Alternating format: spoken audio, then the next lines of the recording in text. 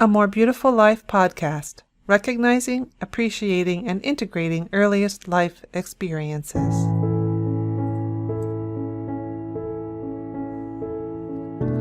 There are times in our lives when we all yearn for something. More contact with others, a special relationship, a better job, more time to oneself, more respect, more love, more support, or, well, anything.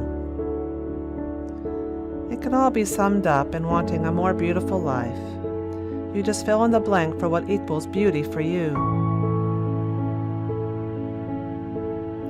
My specialty is healing our earliest traumas to discover our truest nature. I've been working at understanding this paradigm for a long time, since 1999, when a client remembered her birth during a craniosacral session. She explained to me that she felt healing her birth experience would relieve her lifelong depression. That experience took hold of me with such passion so that years later I'm filling in the gap between our ancestral past and our present lives with recognition of our earliest life experiences starting preconception. It involves appreciating how we adapted to our difficulties, and then integrating any overwhelming experiences into our current lives. Welcome to A More Beautiful Life. This podcast includes luminaries from the fields of infant mental health, prenatal and perinatal psychology, colleagues and experts in trauma resolution, advanced body workers, clients who want to share their stories, authors of pivotal books and articles, and people who, in my opinion, have sought out a more beautiful life. Join me, Kate White, and our honored guest as we explore a more beautiful life. Enjoy.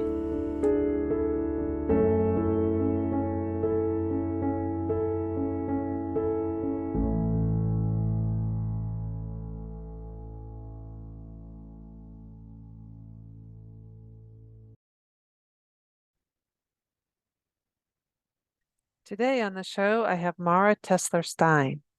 Mara is a clinical psychologist and EMDR consultant and trainer in Chicago and Jerusalem.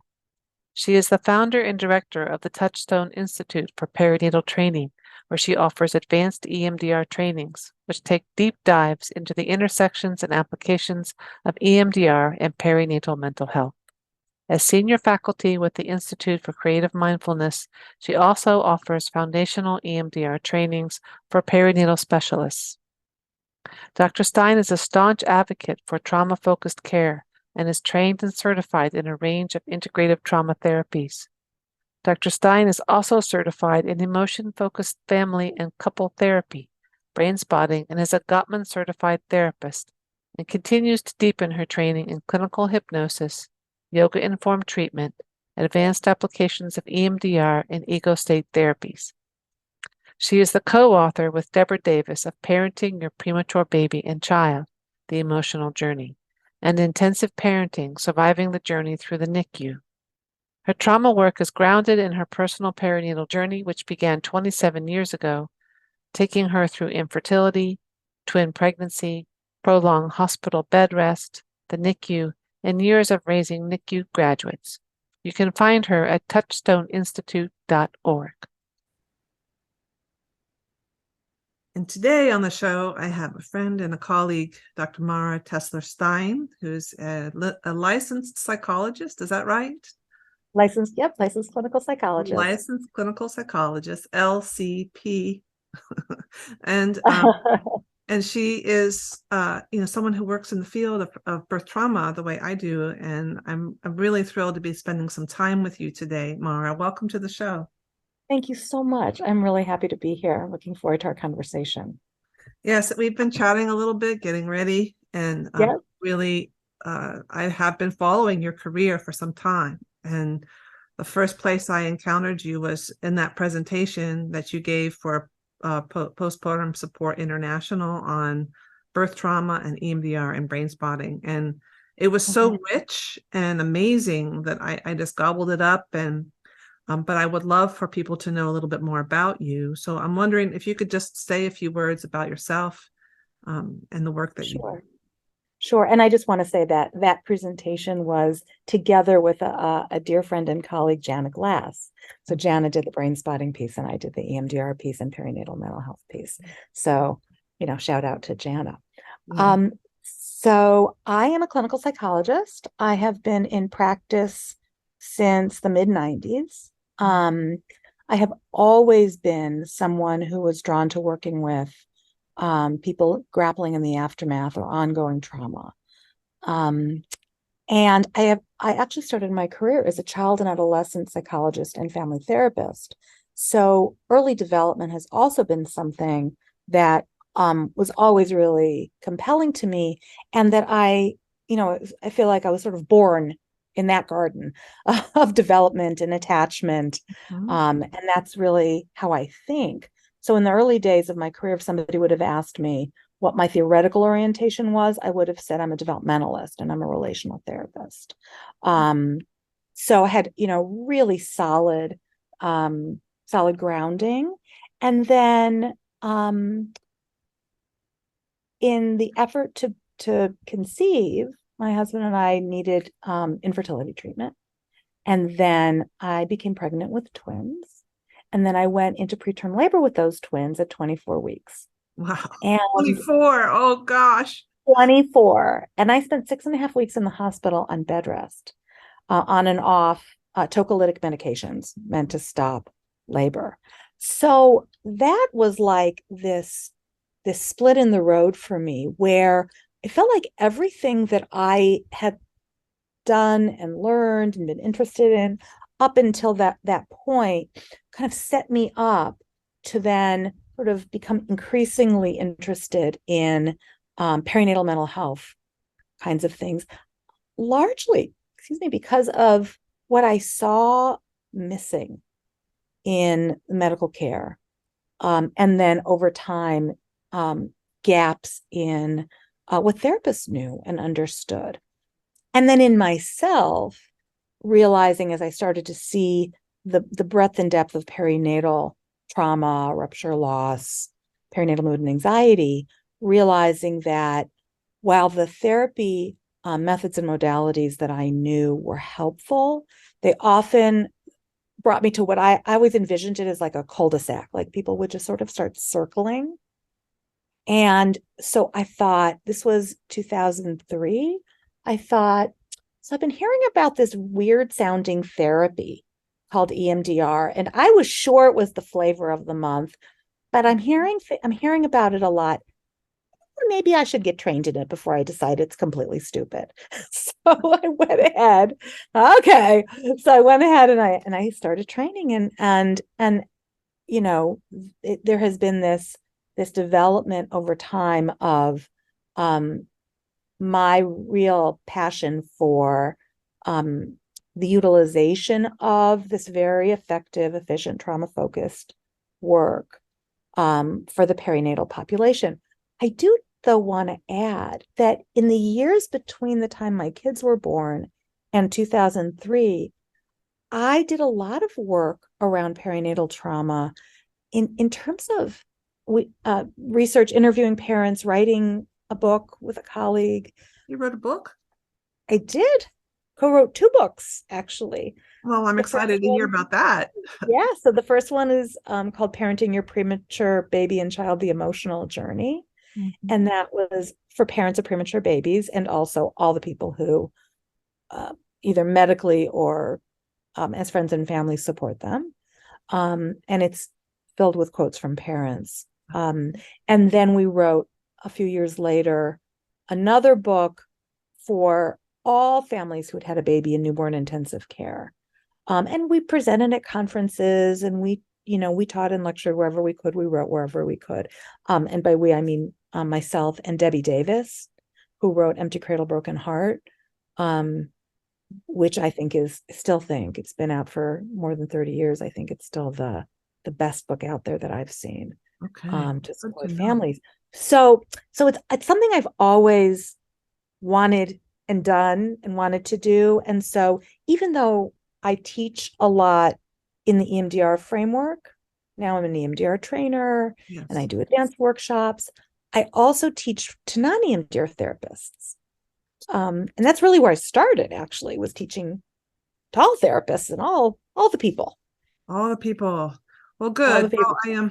well, let's go back a little, because Sure. there's three, actually there's right now there's two sort of questions I have based on what I've just heard. And one was, like, you saw there were gaps. Yeah. And I'm curious to know, like, what they were, what you saw. And like, I think since you saw the gaps, there have been some pioneer people that have stepped in and tried to really name that there are gaps in the care for families. And now it's in the news. And now, I mean, the initiatives at the national level with our maternal health summit, and some of the things that are happening through the Maternal Mental Health Leadership Alliance, which I really love that group. I don't know if you know about them. I do, But I just feel like people are getting it, and a lot of people, there's no polemic there, that everybody's in. We know that mental health and mothers and families are important. Yes. So why don't you just go back a little and talk about what you noticed, and then how you developed, and then what is EMDR? I mean, that's what I would love listeners to know about. Okay. So I guess if I look back on my development, in terms of my professional self, personal self too, my way of rolling is like, I look for some support, or I look for some information. I look for my people, and usually I find some of that. Usually I find my people, but like when I was in the hospital and in the first 6 months after my girls came home, I was just increasingly depressed and appalled at the lack of emotional awareness and support about, just on a personal level, what I had just been through, which was altogether like 16 weeks of essentially being hospitalized. I was hospitalized personally for 6.5, and my girls were hospitalized for 10. And they came home with oxygen and apnea monitors. And like, it wasn't over, even though I was like, yep, see ya. I know. Like a normal baby, right? So then it was like, well, I need to fill, if nobody's filling that gap, then I need to fill that gap. And so that's how the development of the book project started. So similarly, I was working, working with clients, and this was still very much kind of me in my cave in a way. I was social at that point. There was no social media, connected with Debbie. We started doing our work. I was starting to see where I was getting stuck. So I went and got trained in EMDR, and then I went and got trained in several of the kind of the gold standard models of couples therapy. Over time I've gotten trained in hypnotherapy and Brainspotting and so there's so I see gaps personally. I'm like, I need to fill that gap because I'm not providing what my clients need. And I'm raising my kids and doing my thing, and life's happening, doing EMDR and therapy, doing a lot of this stuff. And then as my kids got older, high school, college, at a certain point, like I sort of popped my head up, and social media is everywhere. And I'm like, so what's happening? I started like looking around beyond my, little space. And again, obviously I was collaborating with colleagues and doing all that stuff, but I wasn't oriented to the sort of the larger perinatal space. And so started to talk with other perinatal specialists, which was incredibly exciting because I've historically been kind of the only one of my kind in the room when I would go to a specialized training. Right. People were like, what do you do?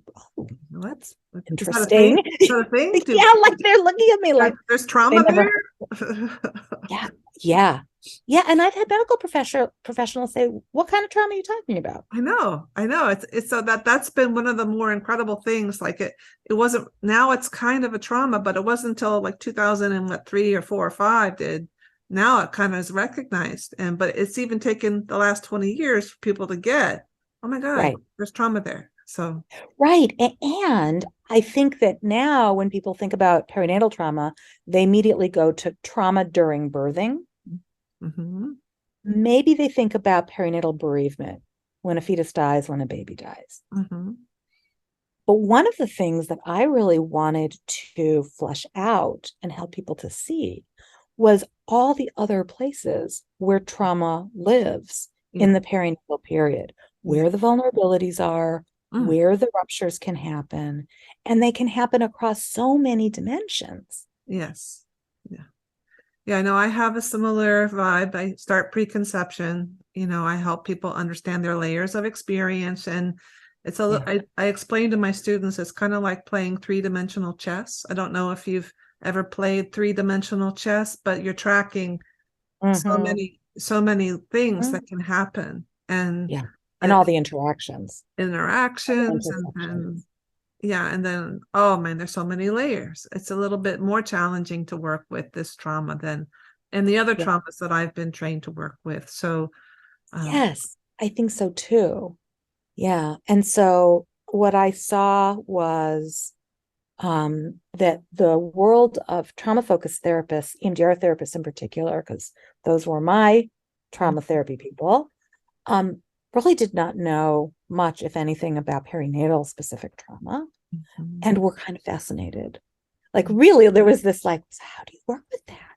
Yeah. And I, So what do you yeah. say to them? So like I'm imagining people are like, well, I want to know. So how do you work with? Well, I have a 3-day course to Yeah, start to teach I know that. people. Because how you work with it is so much about all those layers and about those interactions and intersections Mhm. and about how do you find the rupture and then how do you attend to that rupture. And Mhm. so I will often teach that from an EMDR perspective, but I also teach it in a more general sense because there are so many levels in terms of what we need to do for families that, by the way, fits into the EMDR model beautifully. But you don't have to be an EMDR practitioner to benefit from that same body of information. um, but I also saw in the perinatal world that we needed more trauma focused training. Yes, that is still coming. Like there's still Yes, like obstetricians now. It's just now entering into that world, which is yes. quite interesting. And for Like, therapists, yeah, too. I'm surprised. It's I think that one of the things that happens is that has happened, which is a good thing, is that there's been a tremendous amount of education and energy going into diagnosis and Yeah. treatment of perinatal mood and anxiety disorders and postpartum psychosis, which Yes. is absolutely essential. And by Yes. the way, it can also be a perinatal trauma, can also be caused or triggered off by perinatal trauma. But that push, I think, has taken a tremendous amount of time and effort for Yes. people. There's a lot of research. And so I think that perinatal trauma somehow or other got kind of put in its own category, I guess. And the way that I look at it really is that it's integrated and that we can't arbitrarily separate them, that we have to really recognize the ways in which, for example, perinatal trauma is highly comorbid with perinatal mood and anxiety disorders and Yes. can set off so perinatal trauma can be the catalyst to develop a perinatal mood or anxiety disorder, which then has an impact on bonding and attachment. Yes, exactly. So That's the pathway, actually, the I research got shows. it. Because when I saw that like there are about 800,000 people every year diagnosed with a perinatal mood disorder. There's 4 million babies born every year in the United States. And we have at least one third of those, if not more, have trauma in them. So that's over what 1.25 million. How about we treat the trauma, Yeah. then see. And Right. so I'm wondering if you could describe for our audiences, like what is perinatal trauma, and Sure. how do you? I mean, I know you have a 3-day course. I'll put that in the show Yeah. notes so people can find you and Sure. take your course because there is such a big need, like I just said. Yeah, hundreds of thousands of people. So what is absolutely. perinatal trauma, Mara? So perinatal trauma, so first of all, the perinatal period, the way that I define it is broader than the typical medical textbook will define it. I look at it from the time that a couple starts to, or an individual starts to try to conceive through the first 3 years of life, that 0 to 3 period. Um, and perinatal trauma is any sort of rupture or overwhelming experience that taxes or overwhelms the nervous system's ability to cope. And so there is an event or some kind of experience. Sometimes it's the lack of an event that should have happened or could have happened. And it's really what we're looking at is the impact of that experience then on the person, on their nervous system, which also comes into their sense of self, identity as a parent, their capacity to manage all of the emotional stuff, which includes grief and trauma, fear, anger, all of shame, and managing relationships, because there are so many, which includes bonding, ultimately attachment of the baby to the parent, with your partner, with your friends and family, with the healthcare team. Yes, the healthcare team. The healthcare team is huge. So there's all these moving pieces, right? And there can be injury in any one or more of those pieces. Yes. So we're looking for the rupture, and it's just so important to not get tripped up by the nature of the event as the definition of what counts. The analogy that I often give is that if you were driving your car down a gravel road and the pebbles are flying everywhere and there's a spray of pebbles and they hit your windshield and your windshield cracks, you could spend your time arguing that none of those pebbles could possibly have been big enough to crack your windshield. And what I would say to you is, look at your windshield. It doesn't matter what the pebble was. Yeah. Look at the windshield. There's your evidence. That's all you need to know. Exactly. So I've actually really increasingly started to use words like rupture and disruption as well as trauma, because so many times I think people think, well, that doesn't really count. Right. When their nervous system and their body is saying, oh yes, it does. Oh yes. Yeah. And the shock that can reverberate through the body of a woman who's going along in her labor, and suddenly there's a heart deceleration and someone says, you have to go for a C-section right now. I mean, I am often working with women with that kind of shock. That's a rupture. That's a pebble on the windshield. You betcha. Yeah. And I have spoken many, many, many times over the years to my local ICANN groups, the Cesarean section group, Cesarean Section Awareness Network, about trauma. Yeah. People who say, I don't want ever, ever, ever to have that experience again. Yes, I get it. For different reasons amongst them, which also just speaks to the subjective nature and the individual nature of any given traumatic experience. Right. How it hits your nervous system, what it means to you. That's right. And so therapists need to be trained in all of that and to help sort of decode that and then integrate these experiences. And you have this fantastic tool, like, because the other story I tell, around getting to where I am in my work is I got asked to do a presentation for Somatic Experiencing International, which is, there's 60,000 people trained in somatic experiencing now. Phenomenal. If I could convince them to work a little bit with this birth trauma, I mean, it would make a huge difference to human development. And 100%. So I signed up to do this, and it was for PMH-C, which is a very intense, like they said, you have to do your due diligence. What's the research?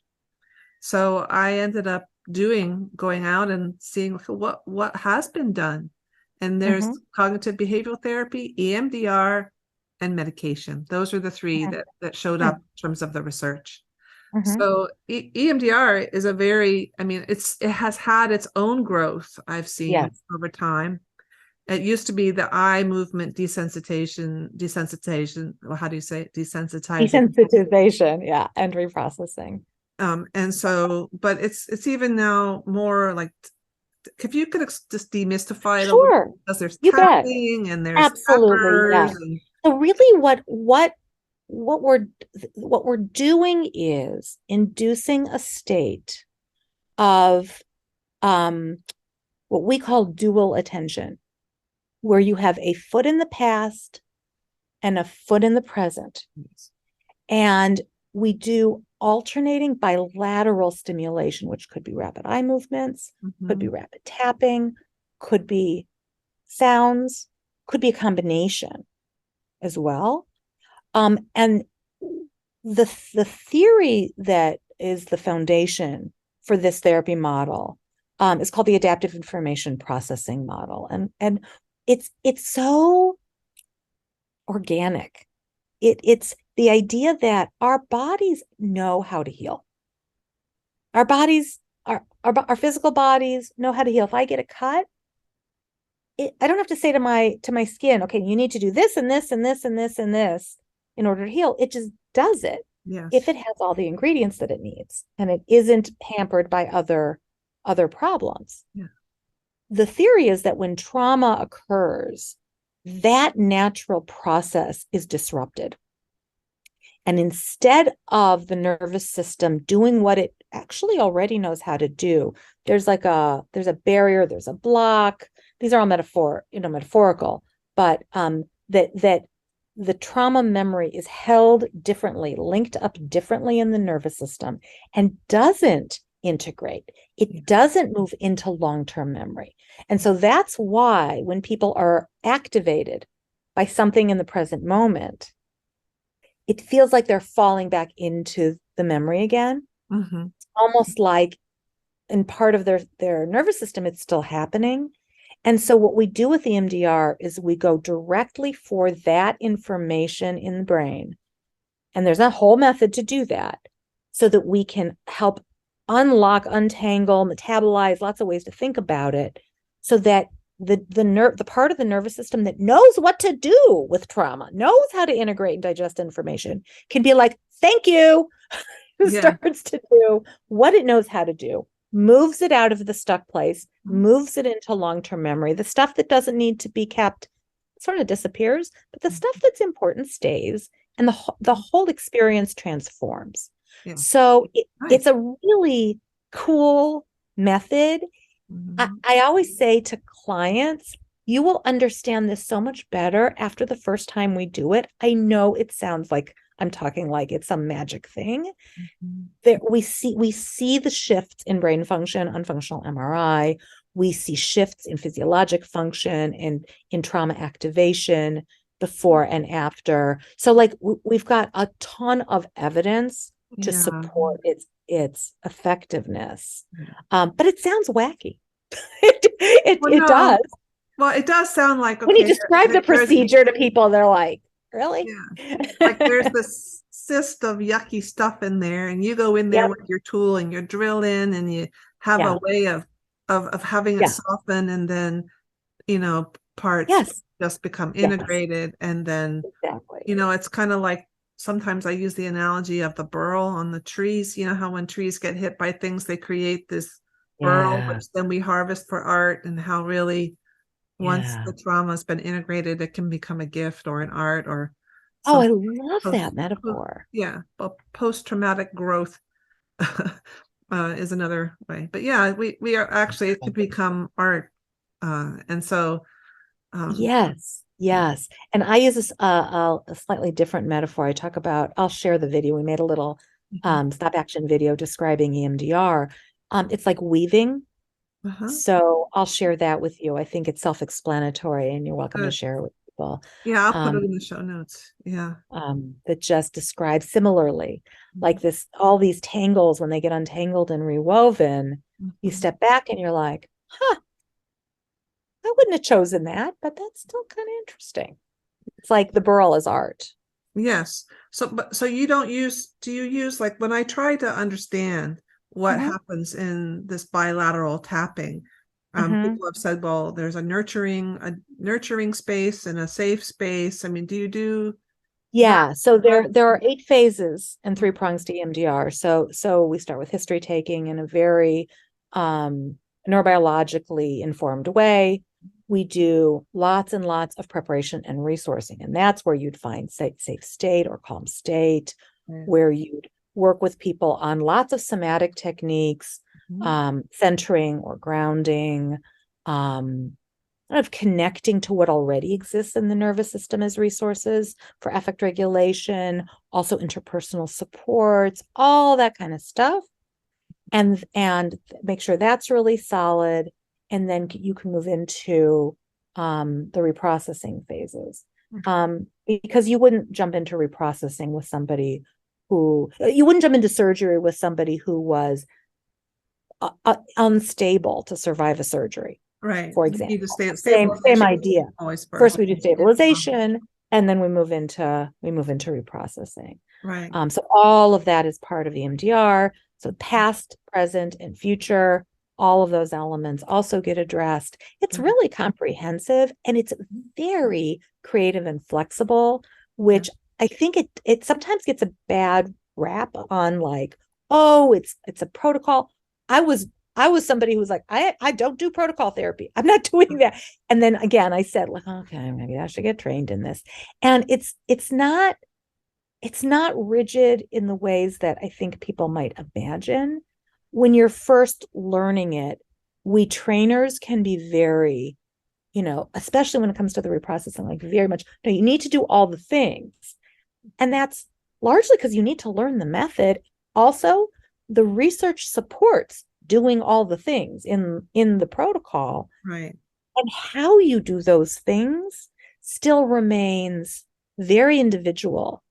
Your tone of voice, how you engage, all of the how is still very powerful. Yeah. So and then once you're fluent really in the method, you see when you need to make modifications, why to make modifications, get more sophisticated about how you use the model and how you use the method.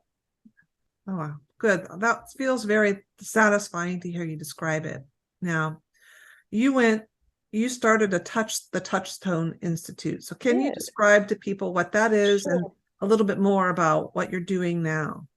Yeah. So the Touchstone Institute started out as the name of my entity through which I offer EMDR and other perinatal focused trainings. And I became an EMDR trainer about 5 years now, 4.5, 5 years now. I've been doing EMDR very regularly for 20 years. So by the time I became a trainer, I was really steeped in it. Right. And as I became more and more part of the larger perinatal community and the perinatal EMDR community, I really wanted to help build community in the intersection there, and also to support not specifically EMDR practitioners in their trauma-informed and trauma-focused work, because there are a number of ways to work in these like bottom-up methods, like the work that you do, right? Which is not from the prefrontal cortex trying to manage stuff, but rather you starting at the bottom, you're starting where this trauma is held. Yeah. And so with my team, and I have the best team that has developed over time, we started to talk about kind of curating a group of other instructors, including me, but not only me, to teach their areas of expertise and their areas of passion. So I've been teaching EMDR basic training as well for quite a while. And so we always have facilitators on our team. And over time, my team of facilitators has kind of grown from people who people who trained elsewhere in EMDR very often, but who were perinatal specialists and then came to my advanced trainings and then wanted to learn how to facilitate, become approved consultants, and so on. So I have this team of people that I've grown very comfortable with, who are just phenomenal practitioners, and add so much to any training they're part of, and really wanting to support them in, okay, is teaching something you're interested in? Because if you are, we here want to support you in doing that under our umbrella. And here's the ways that we can support you. Because I think so many clinicians would be amazing teachers. And what stops people is all the stuff you have to do, all the infrastructure, becoming a CE provider, getting CEs approved. Yes.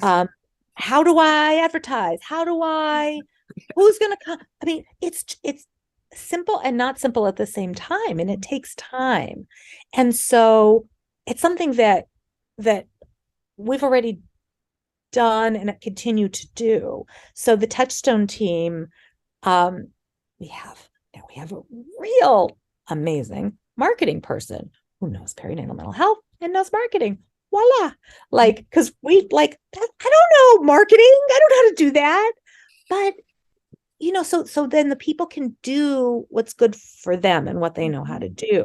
So the mission of the Touchstone Institute is to provide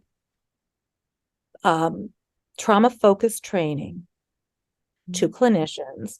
Right now, our focus is perinatal, but I also see us branching into further development, so kids, adolescents, parenting, right? Also, we, one of our core values is anti-oppression. And so all of our trainings incorporate that lens and recognition of the trauma of being a minoritized population or person was a member of that population. And our efforts to change the training space, and to learn from our mistakes and to course correct as needed. So there's also, we focus on disability, we focus on access, we focus on, so a lot of these related dimensions of this work that we see in perinatal mental health come up a lot. They don't come up just in perinatal mental health, but they absolutely come up in perinatal mental health. And so we don't say, well, we don't do that. Like, well, no, yeah, we do that. We're going to talk about that. We're going to develop trainings around whatever it is that clinicians need. So that's what we're doing. Yeah. Okay, great. That sounds very comprehensive. I'm going to have a closer look. So it's the Touchstone Institute, and you have a website, I guess. And we do. Touchstoneinstitute.org. .org. And are you you're not a nonprofit, you're just a regular sort of organization? We're an incorporated entity.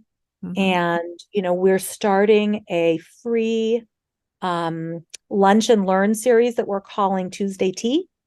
Nice. Which starts next week. So again, we have, facilitators and instructors who will say, hey, I'd love to talk about that for an hour with people. Okay. Yeah, all right. Well, I'll make sure that people know about that. And I see that you have trainings and advanced trainings for mental health professionals, mostly that want to learn EMDR for the perinatal period and perinatal trauma. Absolutely. So, yeah, it's been exciting to watch your classes just fill up and feel full, and it's been very enjoyable to watch. So thank you. I do want to say that there are more and more classes that are also open to non-mental health specific practitioners. So lactation consultants, doulas, body workers, etc. So that, for example, Debbie Davis and I have done 2 workshops that are available for distance learning, and also we do live once a year that are open to anybody working with this population, because it's so much about understanding what's going on. And there certainly are sort of therapeutic intervention modules in there, which you are welcome to learn as well. All right. Okay, well, I'll definitely go look. And so we're just about at the completion of our time together. And I usually have a question that I ask all my interviewees, which I'll tell you now, and you can think about it for a minute, because I have one more question for you. Usually I ask everybody, what makes your life more beautiful? I think that the name of my podcast is A More Beautiful Life. So just take a minute and think about it, while I also ask you this other question. It's like, what do you see now, like having been in the field a long time, having had now depth of understanding of therapeutic space and understanding of birth trauma, and really perinatal trauma being much broader, not just this event that happens at birth, but something that goes from preconception all the way up to 3 years of life. Where do you see the need now? You're good at seeing gaps, obviously. So where do you see us going? Well, I see more and more clinicians recognizing the need for trauma-focused training and trauma-focused modalities and the use of trauma-focused modalities as part of sort of integrative care. Integrative, yeah.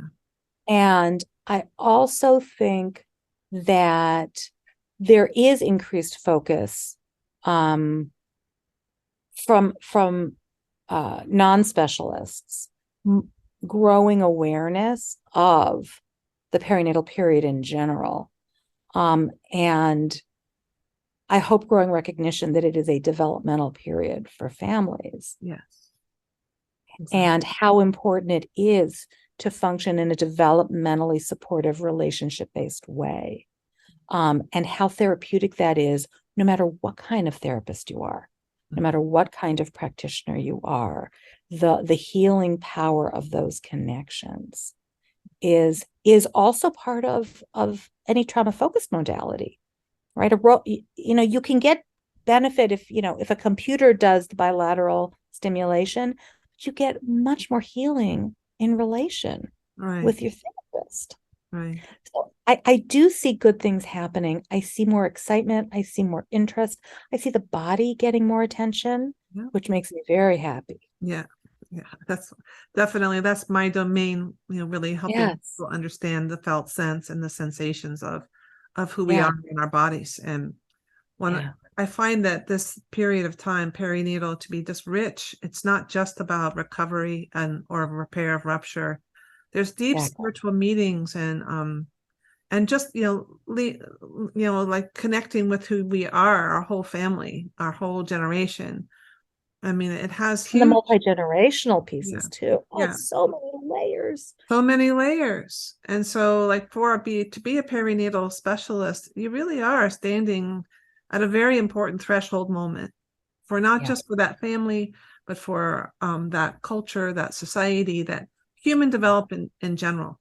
And both you and I know, especially in the United States, but probably around the world, we need a lot of help right now. Yes. And our voices are necessary, and everything counts. And even if you're just sort of tugging on one thread of that snarl, you're doing good. Absolutely. One thread, and our relationships as professionals, staying connected, working with each other. So I'm really super pleased to have you come and be on my show today, Mara. Such an honor and a pleasure, really. Okay.